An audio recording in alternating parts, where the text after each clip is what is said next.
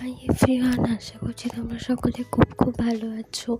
আর আমিও মোটামুটি ভালোই আছি। আবার একটা নতুন ভিডিও নিয়ে চলে এসেছি, অষ্টমীর মেকআপ লুক নিয়ে চলে এসেছি। যদি তোমাদের ভিডিওটা ভালো লাগে তাহলে এই ভিডিওটাকে তোমরা কী করবে, প্রচুর শেয়ার করবে, লাইক করবে, সাবস্ক্রাইব করবে, আর ছোট্ট বেল আইকন আছে ওটাকে হিট করতে একদম ভুলবে না। তো চলো বেশি বক না করে ভিডিওটা করি স্টার্ট। ভালো করে ফেসটাকে ক্লিন করে নিচ্ছি। ক্লিন করে নেওয়ার পর আমি এখানে জনসন বেবি অয়েল লাগাচ্ছি, কেন কি এই ওয়েদারে আমার একটু স্কিনটা ড্রাই হয়ে গেছে, তার জন্য কোনো ময়শ্চারাইজার লাগালেও ঠিক মেকআপটা বসতো না। যাই হোক, এরপর আমি আইব্রোটা করে নেব। আইব্রোটা করে নেওয়ার পর আমি এখানে একটুখানি প্রাইমার লাগাবো, তারপরে আমি এখানে প্যান স্টিকটা লাগাচ্ছি। ভালো করে ব্লেন্ড করে দিচ্ছি যাতে প্যাচি না লাগে, তাই ভালো করে ব্লেন্ড করবে। ভালো করে ব্লেন্ড করার পর আমি এখানে লুজ পাউডার লাগাবো। এরপর আমি যেটা দিয়ে আইব্রো করেছি সেটা দিয়েই আমি এখন কাজলটা হিসেবে ব্রাশের মাধ্যমে একটুখানি স্মোকি লুক করতে চাইছি।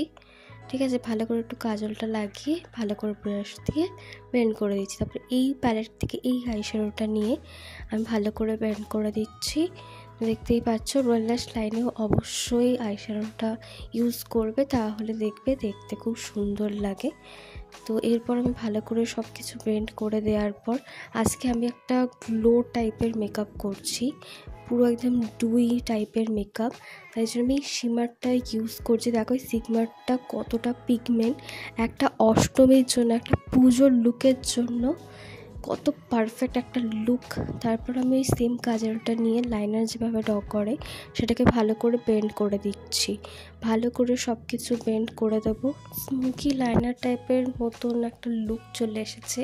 এরপর ভালো করে ফেসে লুজ পাউডারটা লাগিয়ে নেব। আর এরকম প্যালেট না যদি তোমাদের কাছে থাকে তাহলে এরকম একটা কালার নেবে যেটা একটা বনজার হিসেবে ইউজ হয়ে যায়। আর হালকা একদম লাগাবে, ডিপ লাগাবে না, মেকআপটা একদম দেখতে ভালো লাগবে না। এরপর আমি এখানে একটা ব্লাশ লাগাচ্ছি। ব্লাশটা আমার ভেঙে গেছে, তোমরা হয়তো ওই ভিডিওটা দেখেছো যখন আমি রিভিউ করেছিলাম। এরপর আমি হাইলাইটার লাগাচ্ছি, আর এটা হচ্ছে আমার ফাইনাল মেকআপ লুক।